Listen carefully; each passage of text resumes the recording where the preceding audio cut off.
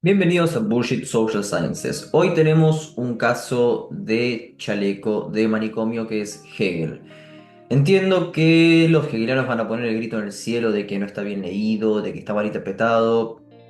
Los comprendo porque entiendo ese sentir de que es tan propio y que perdieron tanto tiempo en su vida leyendo algo tan inútil que, bueno, tiene que funcionar para algo. Pero la fenomenología del espíritu es ese libro tan pretencioso, tan, de alguna manera, elitista, que quien crea haberlo interpretado, y estoy siendo bastante bueno con el término, haberlo interpretado correctamente, tiene la verdad, tiene una verdad. Y esto ya es un problema, porque si un libro tiene que ser interpretado, pero no porque tenga tesis que sean, digamos, con alguna interpretación un poco polémica o que generen alguna discrepancia en ámbitos filosóficos o científicos, sino que la interpretación pasa por lo mal que está escrito, entonces es un gravísimo problema. Y por lo menos es un chantaje intelectual. Así que comencemos con esto, que por supuesto paso por estas torturas para que ustedes no lo hagan, para que no pierdan el tiempo leyendo este tipo de basuras. Siempre detrás de lecturas sobre Hegel y de cursos sobre Hegel hay intentos de hacer dinero. Eso es lo que ocurre, no hay nada más que eso. Así que no pretendo diseccionar uno y cada uno de los argumentos del libro, ya que, para decirlo de alguna manera, no los tiene, son bastante básicos, más allá de su confusión, pero para quitar o como para poner un paraguas de salvación, tendré a Gustavo Romero, un reconocido filósofo argentino, que explicará algunos de estos desvaríos hegelianos. Pero bueno, antes que nada una breve introducción. Primero, nadie puede negar que Hegel se preocupó por problemas enormes, por problemas de conocimiento o si se quiere incluso de epistemología o filosofía de la ciencia, en un saber, entre comillas, total, tratando de abarcar el conocimiento en su totalidad, pero lo hizo como un campesino con Alzheimer. Y eso nos trae problemas de todos lados, de estos, entre comillas, cursos sobre Hegel o exégetas, por ejemplo. Herbert Marcuse es uno, Jean Hippolyte, Alexandre Kojev y Héctor Raurich en Latitudes Argentinas. Siempre hay alguien que lo interprete y siempre hay alguien que te trae la verdad de Hegel para que esta vez la puedas interpretar correctamente, porque siempre hay, incluso, por ejemplo, hay un Hegel for Dummies, un Hegel para tontos, o sea, hasta ese nivel llega Hegel. Pero esta secta hegeliana, no, no es tan fácil de poder convencer, porque si tenemos, por ejemplo, frases como esta, ¿no? La cosa es su totalidad, no su particularidad, es decir, lo que está diciendo acá es la fragmentación del conocimiento o el esoterismo totalmente estúpido de afirmar cosas como en cuanto sujeto es la negatividad y lo verdadero es ser otro en sí mismo, el devenir en sí mismo. Aparece el ejemplo de que la flor refuta el capullo y así. Es decir, para Hegel todo está de modo relacional. Lo que recién vimos, que él llama en sí mismo, lo que llama ser en sí mismo y negatividad. Es decir, el ser en sí mismo y su negatividad y después una relación más. Básicamente esa es la manera en la que piensa Hegel. Y busca al mismo tiempo abarcar así todas las ciencias. Es decir, más pretencioso, imposible. Pero el compendio de sinsentidos es demasiado grande. Por ejemplo, el ser allí en la forma del ser para sí, porque el conocimiento de la forma ya es negado, el círculo que descansa cerrado en sí y como sustancia no puede causar asombro. Esto es lo que dice Hegel.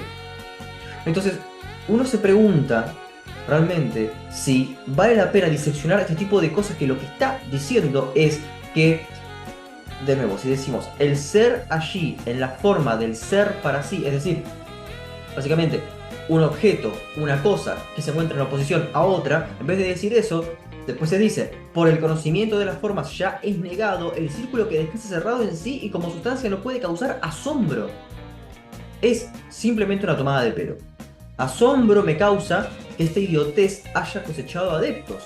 O hablar del ser ahí, del magnetismo, para mencionar que se necesita simplemente filosofía de la ciencia. Y así pueden pasar horas y horas leyendo. No estoy exagerando cuando digo que el libro es simple. Y una vez que se entienden los conceptos claves, que me niego a explicar, porque no quiero ser otro exégeta de este estafador, se comprende la estupidez de frases como el devenir desplegado, el ser allí en la forma del ser para sí, o una de mis favoritas, el espíritu encuentra la verdad en el absoluto desgarramiento. Excelente. Ahora, recuerdan que todo es relacional para Hegel, ¿no? Bueno, de ahí sale la metáfora de el amo y el esclavo. Si llegaron a esta parte del libro, tienen una paciencia de acero. Es muy simple. Dado que el amo no es esclavo y viceversa, es decir, que son opuestos, ambos solo podrían luchar a muerte entre sí y que los roles se inviertan. Esto sería dialéctico porque no existe el uno sin el otro. Listo, ya está, problema solucionado. Si quieren chamullo, ahí va. El amo es la potencia de este ser, o la cosa se supera. Es decir, el amo, el esclavo en algún momento será amo y así. O sea, por eso es la potencia de este ser. Pero cuanto más uno avanza en el libro, más redundante se hace este supuesto texto pedagógico. Sí, el texto es básicamente eso. Hegel pretende educar respecto a los errores que el ser humano puede cometer. En su idioma, en el idioma hegeliano, eso significa que existen figuras racionales totales necesarias para la conciencia. Por eso hay una conciencia desdichada para Hegel, simplemente porque el ser humano tiene un conocimiento finito ante la totalidad que implica la realidad. Entendiendo eso, tanto escándalo para afirmar que hay un conocimiento finito y por eso hay una conciencia desdichada. En fin, eh, hay varias cosas en Hegel que no tienen sentido, o en realidad ninguna tiene sentido, pero para cerrar esto y para darle paso a Gustavo Romero, recordemos la máxima hegeliana sobre el tiempo en matemática. Por ejemplo, el tiempo es el concepto mismo en su existencia. Ya se entendió una y mil veces que reflexionar sobre estos conceptos es una pérdida de tiempo. Pero como la filosofía sería el ser allí en su concepto, según Hegel, esto es lo máximo que puedo tolerar de esta aberración. Así que los dejo con el profesor, con el filósofo, con el investigador Gustavo Romero, discípulo de Mario Bunge y reconocida figura intelectual en el mundo, bueno, de habla hispana e incluso en el mundo anglosajón, en el mundo científico en general. Así que, sin más preámbulos, vamos con Gustavo. Hola Facundo, ¿qué tal? ¿Cómo estás? Bueno, acá estoy para hablar un poco sobre Hegel, ¿sí? Antes de empezar, quizás lo más justo sea que deje bien clara cuál es mi posición sobre Hegel. En ese sentido, creo que no lo ha expresado nadie mejor que Schopenhauer, quien en la introducción de su libro de 1840, Los dos problemas fundamentales de la filosofía, en realidad en el prólogo de la primera edición, dejó escrito su opinión sobre Hegel, quizás en la forma más contundente. Schopenhauer varias veces trató de la obra de Hegel en sus escritos, pero nunca lo hizo con una extensión tan grande como en ese famoso prólogo. Entonces, si me permitís, voy a leer las palabras textuales de Schopenhauer, como para que quede claro cuál es mi posición al respecto. Creo que lo define bastante bien. Dice Schopenhauer, y me permito leer de traducido al castellano, ¿sí? La llamada filosofía de ese Hegel es una mistificación colosal que proporcionará a la posteridad un inagotable tema de burla sobre nuestra época.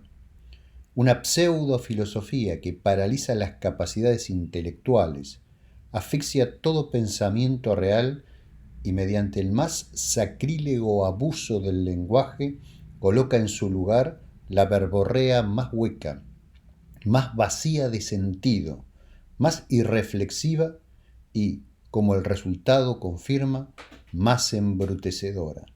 Una pseudofilosofía que, teniendo como núcleo una ocurrencia absurda y tomada del aire, carece tanto de razones como de consecuencias, es decir, que no es demostrada por nada, ni puede ella misma demostrar ni explicar cosa alguna, y que, careciendo de originalidad, es al mismo tiempo una mera parodia del realismo escolástico.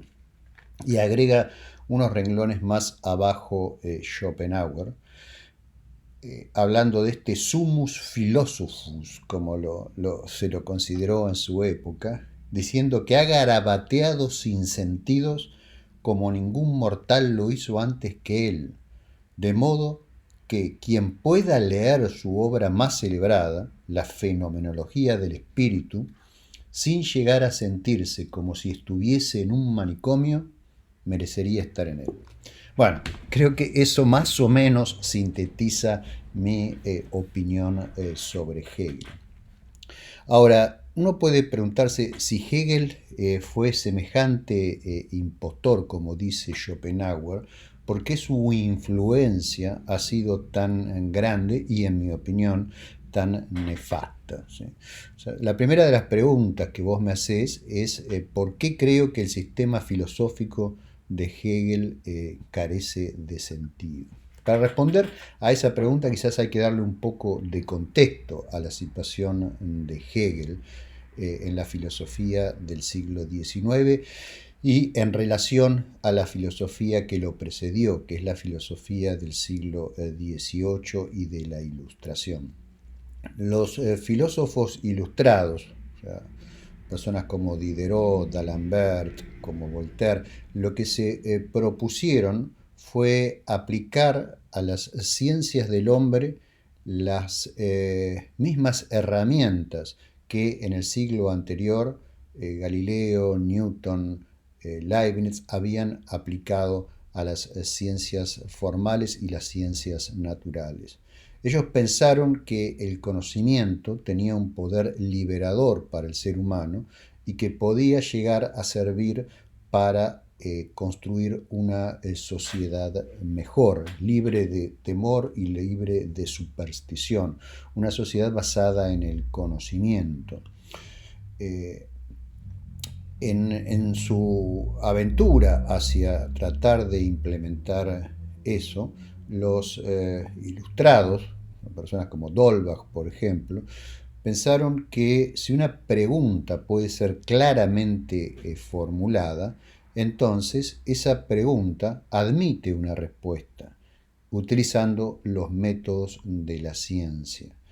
Y pensaron que el conjunto de todas las preguntas y de todas las respuestas a las preguntas bien formuladas debería formar un todo armónico, un todo consistente, una imagen científica del mundo.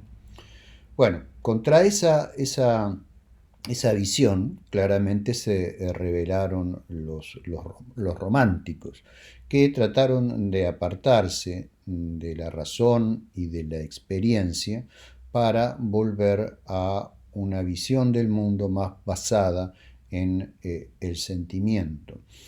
Quizás el primero en iniciar esta tendencia fue el propio Rousseau, ¿no? Que en un principio había participado de la Ilustración y su reacción, bueno, fue pensar y escribir al respecto de que el progreso basado en la ciencia, la civilización, tiene un carácter corruptor sobre el ser humano, al punto de que él llegó a vindicar la idea de que en un estado primitivo el ser humano es intrínsecamente bueno y es precisamente la civilización y el conocimiento lo que lo envilece. Cuando envió su libro a Voltaire, famosamente, Voltaire le responde, ¿no?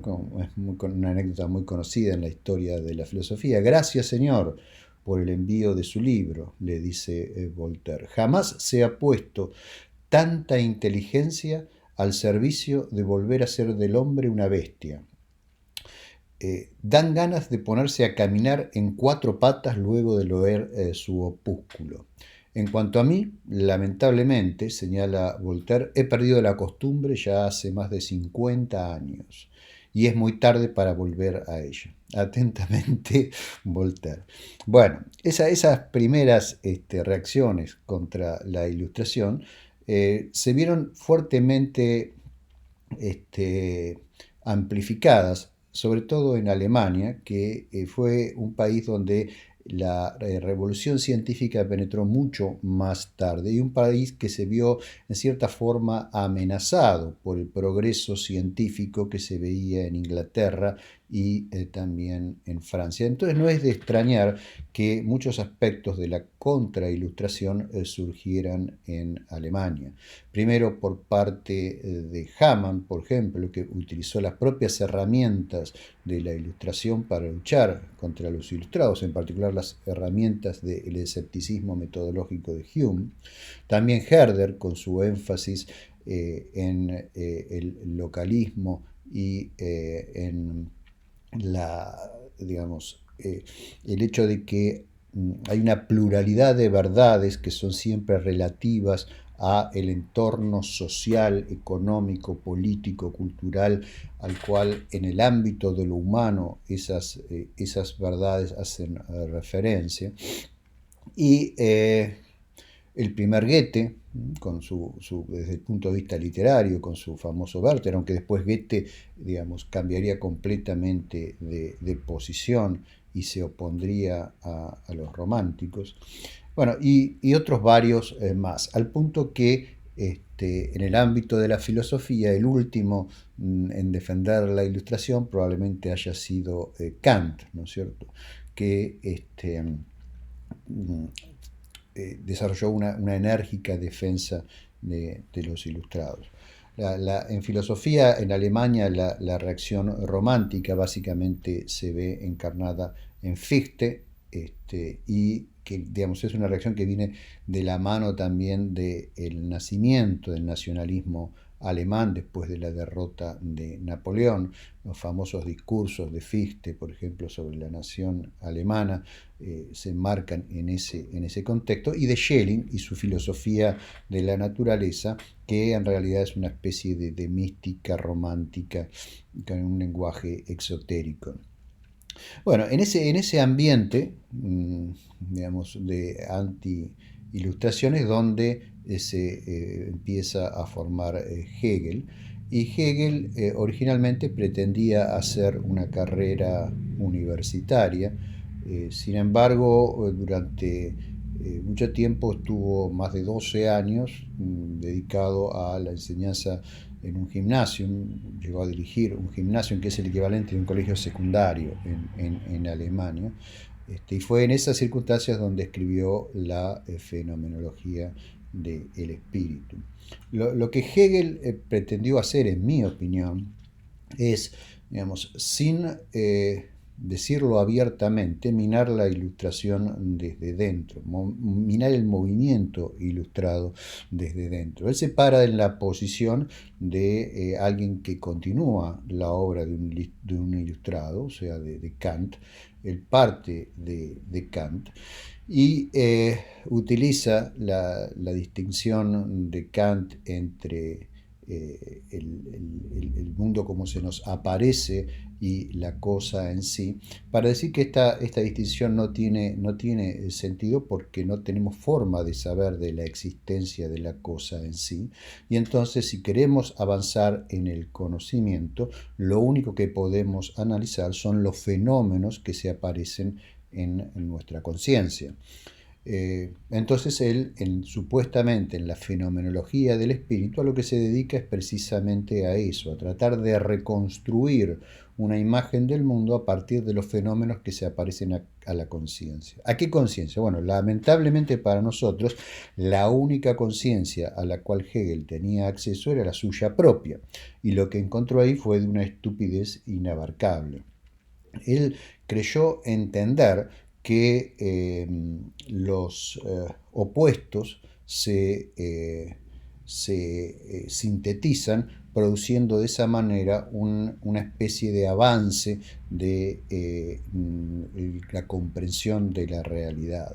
O sea, una tesis conjura su antítesis y de ahí surge una síntesis, y ese proceso que él le llamó dialéctico hace avanzar el pensamiento, y confundió, digamos, la lógica o la supuesta lógica o estas supuestas reglas de pensamiento que él creyó encontrar con también la ontología, ya que al ser idealista y haberse desprendido de la cosa en sí, creyó haber encontrado las leyes que mueven la historia, que son, digamos, estas oposiciones entre tesis, antítesis y la aparición de una síntesis que a su vez llama a una nueva antítesis, ¿no? Bueno, entonces lo que él hace con esto es introducir básicamente la contradicción dentro, como algo aceptable dentro de una visión idealista del mundo. Y al hacerlo, entonces, lo que hace es mina los principios básicos de la ilustración. Por un lado, el realismo, por el otro lado, el empirismo, por otro lado, la experiencia científica para fundamentar el conocimiento, y finalmente el principio de consistencia, que era una de las cuestiones más importantes que se había introducido en la forma del pensamiento en los últimos 200 años. Entonces, las consecuencias de esto son enormes, porque una vez que uno abandona el requisito de consistencia interna de su sistema, entonces, bueno, la imbecilidad se propaga a la velocidad de el pensamiento, que prácticamente es infinita.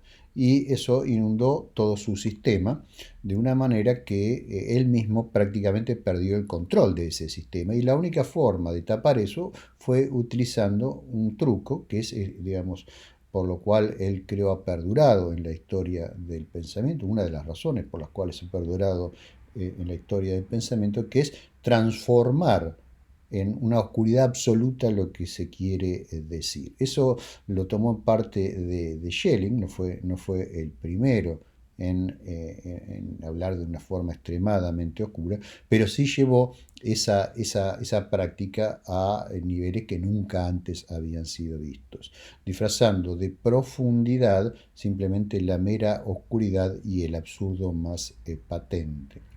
Entonces creo que la, la, la filosofía de Hegel se basa esencialmente en un malentendido sobre cómo entender la filosofía, en un malentendido digamos, de presupuestos en cuanto a esas supuestas leyes del pensamiento que él creyó encontrar y que luego proyectó al mundo todo, que él lo entendía como un fenómeno que se desarrolla en la conciencia.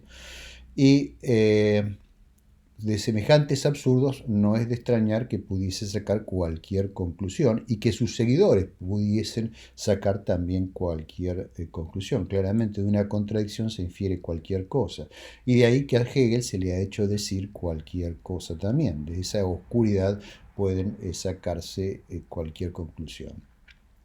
Y creo que eso ha ayudado, entre otros factores, a la actual vigencia de Hegel. Si ustedes se fijan quiénes son las personas que hoy en día hacen filosofía y dicen cosas absolutamente incomprensibles, bueno, todas esas personas se han basado desde Lacan hasta Derrida en ideas digamos, formas de proceder que digamos, están fuertemente influidas o si no han sido creadas directamente por Hegel.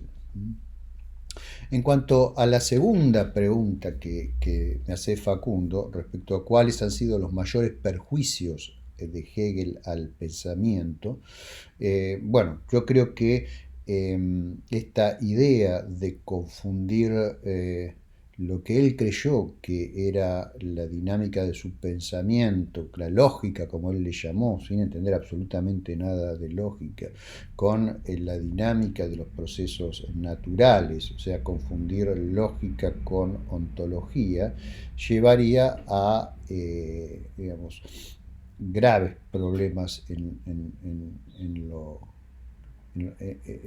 consecutivo, ¿no? De hecho, eso es lo que toman lamentablemente de Hegel, Marx y Engels, y lo incorporan a su visión materialista. Ellos rechazan el idealismo de Hegel, adoptan una posición materialista, pero lamentablemente creen que Hegel efectivamente había encontrado la clave para entender las supuestas leyes que rigen la historia. Y eso le dio al marxismo digamos, una pata que lo hirió de muerte, en mi opinión, porque lo condenó a transformarse en una posición esencialmente dogmática. Cuando los hechos no estuvieron de acuerdo con las predicciones basadas en esas supuestas leyes, bueno, lo que se hizo se dejó de lado los hechos, ¿no? Ya no por Marx, sino por sus seguidores. Y eso a su vez encararía en un montón de sistemas políticos que son esencialmente eh, irracionales y que son totalitarios, que producirían gravísimas consecuencias en el siglo XX. Lo que Hegel también legó a la posteridad fue un método para hacer chapucería en el mundo académico que resultó ser extraordinariamente productivo. Ese método lo podemos encontrar en Heidegger, lo podemos encontrar en los postestructuralistas, lo podemos encontrar en Bergson, lo podemos encontrar en parte en Husserl, lo podemos encontrar en los existencialistas franceses. Ese método lo encontramos en Derrida, lo encontramos en charlatanes como Lacan, en fin. Buena parte de la filosofía que hoy se llama continental surge de ese charlatanismo de Hegel. Hasta el siglo XVIII no había una diferenciación entre filosofía continental y filosofía, digamos, del mundo angloparlante. Esa distinción aparece con el romanticismo y fundamentalmente con Hegel, a pesar de que en el Reino Unido, a través de Bradley y de MacTaggart, algunas de las ideas de Hegel se seguirían desarrollando, hasta que Bertrand Russell, a principios del siglo XX, digamos, prácticamente termina con el neohegelianismo en Inglaterra. Pero ese método lamentablemente continúa, el método de hacer pasar lo oscuro por profundo, y por ejemplo en países como Argentina es imposible ir a una facultad de filosofía sin tener que escuchar toda clase de paparruchadas y de sinsentidos, sin que la gente siquiera se detenga un momento a darse cuenta si la estructura lógica de lo que está diciendo tiene algún fundamento o no. Bueno, Hegel también supuestamente le gustaba, digamos, porque era lo que de cierta forma en su época pegaba, y él quería conseguir un cargo universitario, cosa que finalmente logró.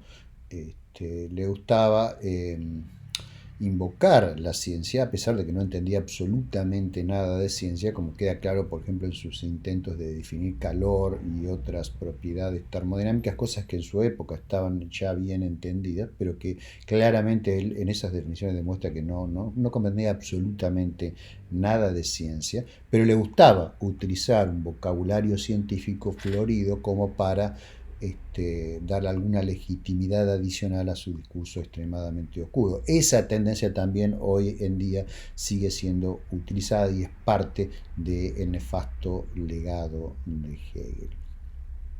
Bueno, luego me preguntás, cuando Hegel habla de conocimiento total, si creo que peca de alguna especie de cientificismo inocente. No, yo no creo que haya nada de inocente en Hegel.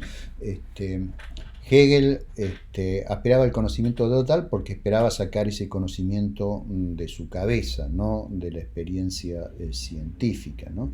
Entonces, nada más distante de Hegel que la ciencia. La ciencia le era por completo ajena, entonces no hay ninguna chance de que Hegel peque de cientificismo inocente. Lo que sí pecaba era de una ambición descomunal y pretendía explicar todo a partir de esas ideas tan extremadamente simples que en realidad había tomado de Heráclito y de, digamos, de algunos filósofos de la antigüedad, ¿no es cierto? La idea de las contradicciones y demás. La idea de que la realidad es un fluir que evoluciona debido a esas supuestas leyes que la rigen, esos logos que él cree haber encontrado en la evolución del pensamiento y por lo tanto de la historia, según Hegel, ¿no? Hacia un fin último, hacia un fin último que es el dominio de la razón, como él lo llama. El problema es que lo que para él es razón es una sinrazón completa porque admite toda clase de contradicciones. Entonces no creo que Hegel haya pecado de un cientificismo inocente, no hay nada, insisto, de inocente en Hegel. De hecho, su filosofía del derecho fue escrita precisamente para justificar a el Estado prusiano, del cual era empleado él cuando fue contratado como profesor de la Universidad de Berlín, y por eso Hegel durante mucho tiempo, hasta su fallecimiento en 1831, fue el filósofo oficial del Estado prusiano, ¿no? Luego me preguntás si considero que Hegel pertenece a la corriente historicista. Bueno, no en el sentido de que Hegel pertenezca a la corriente historicista de Leopold von Ranke, por ejemplo, que digamos, tenía digamos, un objetivo completamente diferente al filosófico, sino que más bien era una corriente dentro de la historiografía, ¿no? de la forma de introducir la historia, el estudio de la historia en el análisis de los procesos históricos y de los procesos sociológicos. Sí, en cambio, Hegel es el principal protagonista, aunque no el primero, de lo que Karl Popper llamó historicismo. Esto es esta idea de que es posible hallar algunas leyes sencillas que describen la evolución de la historia y que la historia apunta hacia un fin, la historia que desarrollan los seres humanos. Ese historicismo es un disparate, por supuesto. Esas leyes no existen. Fueron expresadas por Engels en el entierro de Marx, ¿no? Cuando Engels famosamente dijo, así como Newton encontró las leyes que rigen el movimiento de los cuerpos celestes, así Marx encontró las leyes que rigen el movimiento de la historia. El hecho simple de que un hombre, antes de actuar, pensar o hacer filosofía, tiene que guarecerse de las inclemencias del tiempo y tiene que comer, ¿sí? Esos no son leyes, son simples observaciones de algunas características generales de los seres humanos, pero nada más. Y de ahí a inferir que hay una dinámica de la historia regida por leyes estrictas que van a tener un desarrollo que es perfectamente predecible, hay una distancia infinita. De hecho, ahí está el germen de un montón de sistemas totalitarios, tanto de izquierda como de derecha. La idea de que la historia tiene un fin y que debemos someternos a ese curso de la historia. Hay una resignación que es completamente ajena a la idea ilustrada, ¿no? de la historia. La idea ilustrada de la historia es que podemos intervenir en los aspectos del gobierno y de las sociedades humanas para hacerlos mejores, ¿no es cierto? Mientras que hay un fatalismo en la versión historicista que es incompatible yo creo, con la idea de progreso. El progreso viene solo por las leyes de la historia, pero lo que por ahí se entienden por progreso a partir de esas leyes es lo que una persona acostumbrada a una sociedad abierta, una sociedad donde hay libertad de pensamiento, libertad de expresión, libertad de movimiento, digamos, vería como una especie de anti-utopía, ¿no? Entonces, solo en ese sentido yo diría que Hegel fue historicista. Insisto, no fue el primero, antes que él Saint-Simon y también Comte, digamos, expresaron ideas similares, pero Hegel es quizá el que le dio más fuerza y el que tuvo la influencia decisiva sobre Marx y Engels, que a su vez tendría proyección política, digamos, mucho más fuerte. De hecho, la dirección de la historia que veía Hegel hacia un Estado, digamos, totalitario como el Estado prusiano era bastante diferente de la visión de la historia que veían Marx y Engels, ¿sí? Y la última pregunta que me planteaste es si creo que existe una relación entre Hegel y el totalitarismo, ¿sí? Bueno, esa relación existe, no es una relación totalmente directa.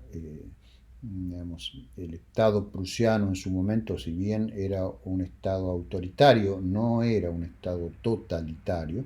Los estados totalitarios se desarrollan esencialmente en el siglo XX, pero son inimaginables, digamos, sin las contribuciones de Hegel y también de Marx y de algunos pensadores previos, como Joseph de Maistre, que también fue un anti-ilustrado y uno de los más grandes protagonistas de la reacción contra la ilustración, ¿sí? Yo diría que la rama derecha de los totalitarismos viene de Joseph de Maistre, perdón, y de Rousseau, mientras que la rama izquierda viene de Hegel y, bueno, claramente de Marx y Engels, ¿no?